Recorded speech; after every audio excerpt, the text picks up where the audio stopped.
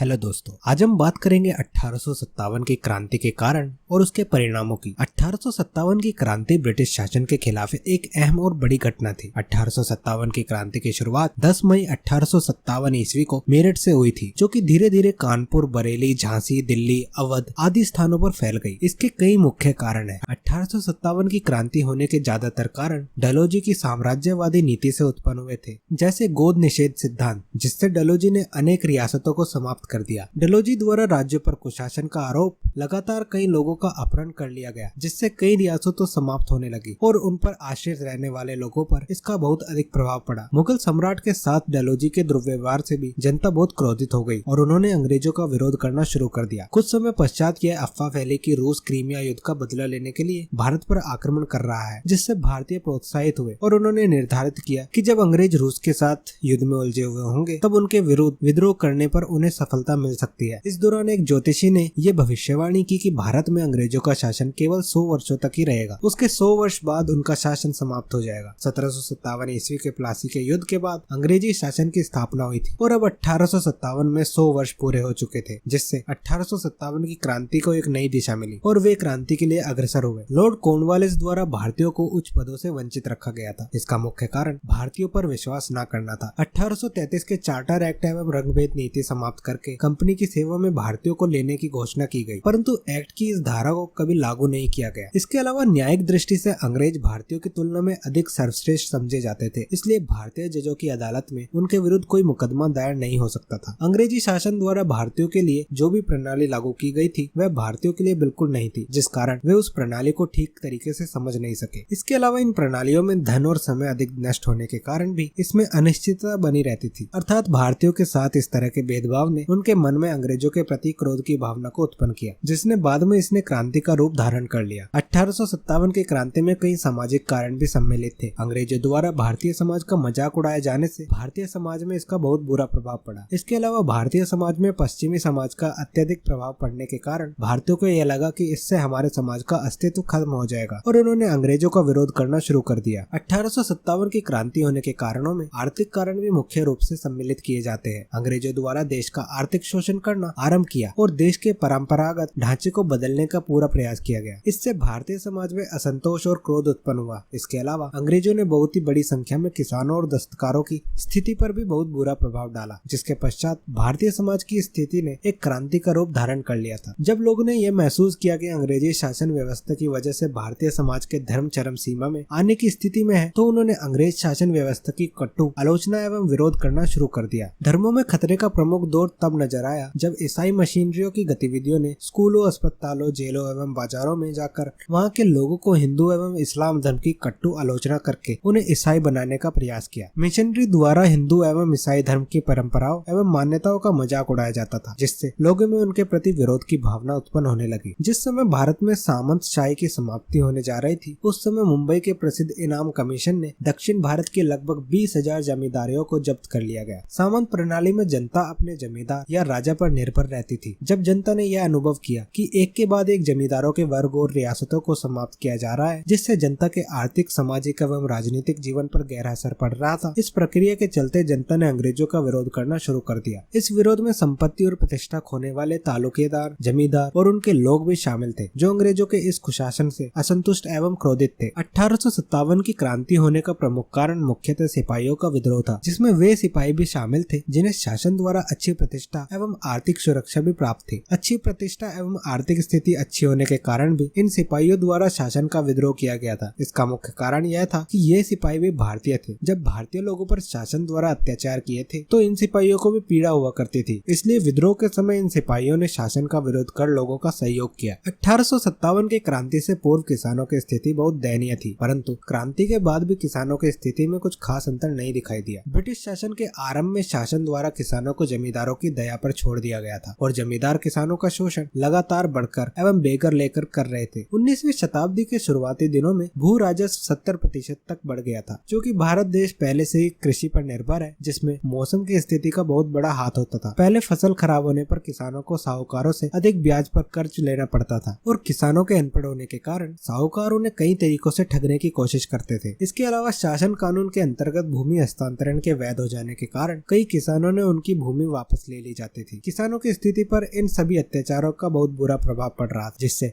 किसान वर्ग 1857-58 की क्रांति के समय अपने अधिकारों को पाने के लिए शासन का विरोध करने लगा। तत्कालीन कारणों में चर्बी वाला कारतूस प्रमुख है, जो 1857 की क्रांति के होने का प्रमुख कारण था। चर्बी वाले कारतूस में ब्रिटिश शासन द्वारा हिंदू एवं मुस्लिम सिपाहियों की धार्मिक मर्यादा को ठेस पहुंचाने का प्रयास किया गया। इसमें कारतूसों पर सुअर एवं गाय की चर्बी लगी होती थी, जिन्हें मुंह से फाड़कर ही बंदूकों में डाला जाता था। हिंदू और मुस्लिम सिपाहियों ने इस कार्य को करने से साफ इनकार कर दिया, परंतु ब्रिटिश सरकार ने उनकी बातों को नहीं माना। इस कारतूसों की सच्चाई जानकर मंगल पांडे एवं अन्य सभी सिपाहियों ने शासन का विद्रोह किया। मंगल पांडे शासन के इस कार्य से इतने क्रोधित हुए कि उन्होंने गुस्से में आकर एक अधिकारी की हत्या कर दी थी। 1857 के विद्रोह का प्रमुख परिणाम यह रहा कि 2 अगस्त 1858 को ब्रिटिश संसद ने एक अधिनियम पारित किया, जिसमें भारत में कंपनी के शासन का अंत कर दिया गया और ब्रिटिश भारत का प्रशासन ब्रिटिश ताज ने ग्रहण कर लिया था। इसके अलावा board of control of board of director समाप्त कर दिए गए और इसके स्थान पर भारत सचिव और उसकी सहायता के लिए 15 सदस्यों की इंडियन काउंसिल बनाई गई। कंपनी द्वारा भारत में किए गए सभी समझौते को मान्यता प्रदान की गई। क्रांति के पश्चात भारत के गवर्नर जनरल को वायसरॉय कहा जाने लगा था। भारत में 1857 के विद्रोह के बाद जो परिवर्तन आए, उससे संपूर्ण भारत में नए युग का सूत्रपात हुआ।